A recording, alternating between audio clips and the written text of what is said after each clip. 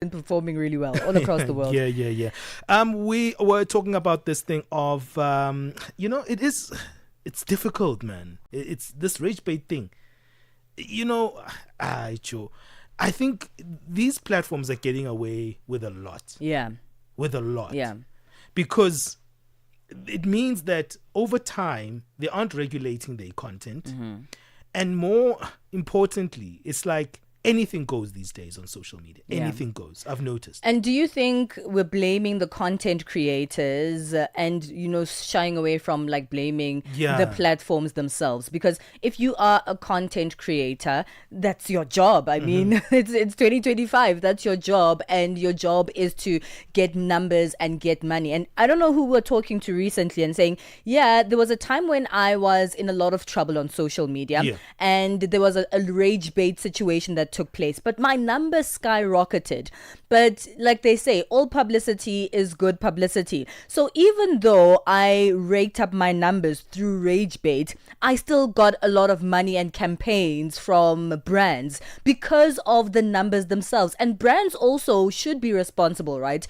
If you are giving money or work to the content creators that rage bait others, that means that you don't care whether or not their content is suitable or, is emotional to other people or triggers other people. Just as long as there's numbers there, if you advertise your brand through them, they will reach those numbers nonetheless. Yeah, and my thing is also we go to social media for authenticity, right? Yeah. Isn't it why we had social media initially? Well, so that our voices could be... No, I'm saying change, just yeah. like objectively. Yeah, I'm things being, change. like you went there because like, you're going to connect, right? Yeah. Or because there's a life-changing protest in Egypt somewhere where there was an entire social media campaign that toppled the government. You're like, okay, this thing is actually going to express how I feel about things and my society and whatever. And I'm not against like capitalism social media, right? Yeah. I'm for like people selling their businesses, becoming influencers. It's a pathway out of poverty or out of just mainstream economies, right? Yeah. But when things are harmful towards others, I'm like, someone must take account. Yeah, but there's a lot of people that need to take account and on all different levels, right? Especially when it comes to the money of it all. And even on platforms where you don't particularly get money, the brands are responsible for saying, you've got numbers, come. And it doesn't matter where your numbers are coming from. But we as individuals also need to take responsibility because you can't always be the one being rage baited by absolutely everything. You need to think about how you engage with certain content, how it makes you feel, and then how you engage with it after that. Because you can't just blame the creator for rage baiting you. Absolutely. You're participating in the rage bait with your engagement. Yeah, I mean, have you been maybe you felt emotionally manipulated on social media, maybe through someone's post, maybe through someone's comments? What's your take on this rage baiting theme here that we're talking about in the first hour on the show? Remember, you can give us your thoughts on our WhatsApp number, +27 63 406 9126. Text us, voice note us. We are here and we'd love to hear from you. Let's move on right now. We're moving into the second hour where we'll speak about education. We haven't done so in a while, so it's nice to be touching on education. We'll be speaking about practical assessments from school exams to professional evaluations. There's a story that's happening in South Africa whereby there's questions around the credibility of those assessments and the marking around that. We'll give you context a little bit later on. But right now, let's get the latest news. It's 10 o'clock Central African time. SABC News. The African Perspective. Thank you, Benjamin. Looking at your top stories, South Africa's Electoral Commission discusses election preparedness, and Brazil former president declared a flight risk. Your latest news. Greetings to our listeners. South Africa's Electoral Commission Chief Executive Officer, Saima Mabulo, has reported the registration of 34 new political parties since the 2024 general election, bringing the total to 472.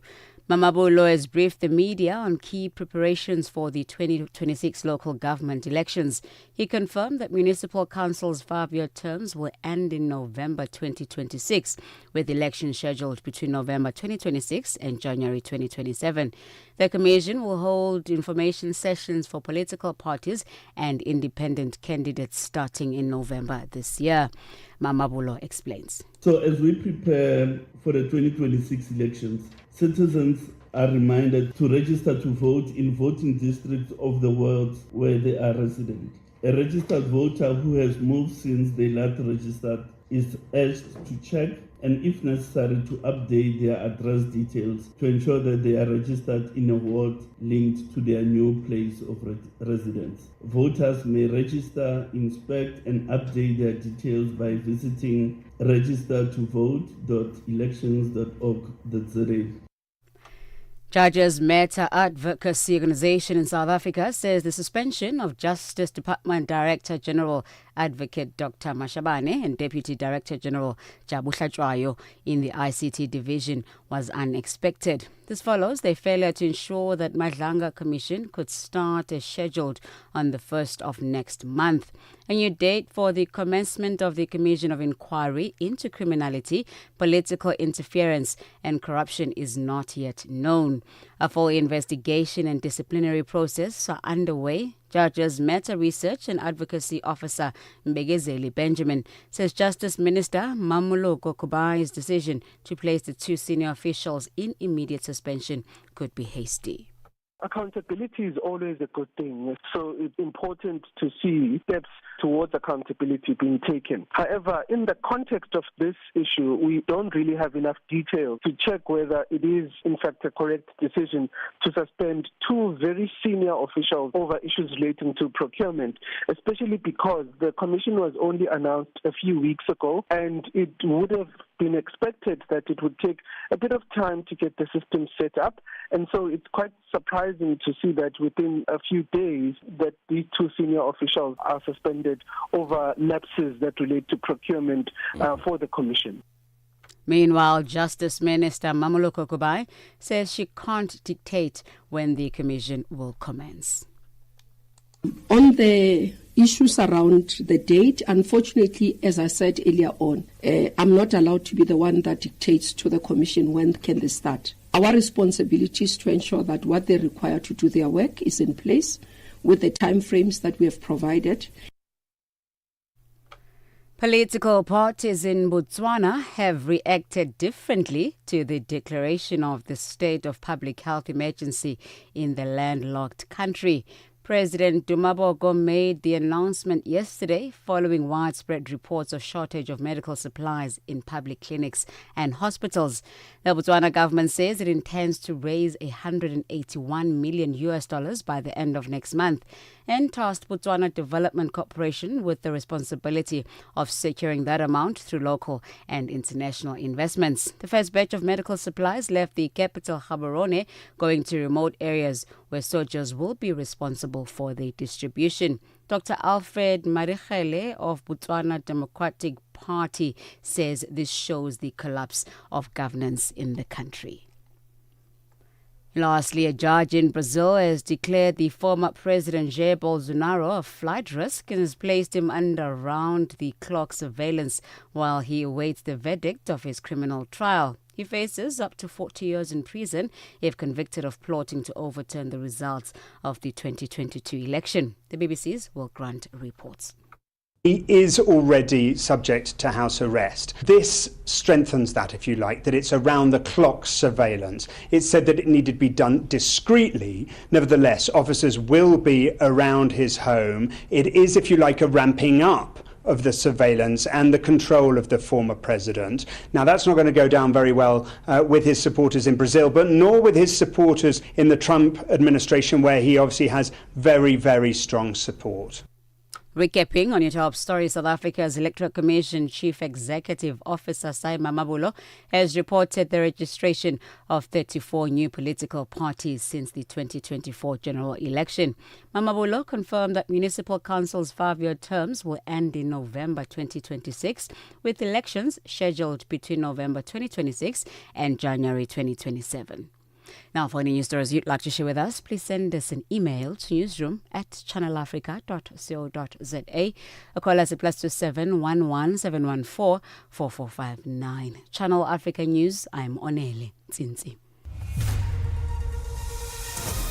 SABC News. The African Perspective.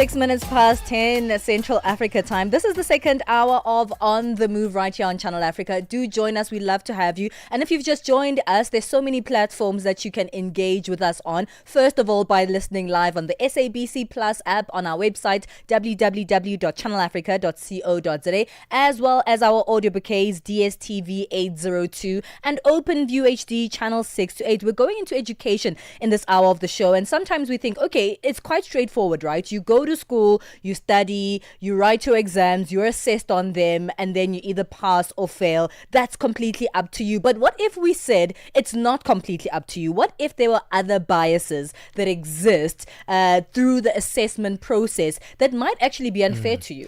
Well, we're going to be looking at this issue that's happening in South Africa, the University of Cape Town. There's claims there of racialized marking, and even South Africa's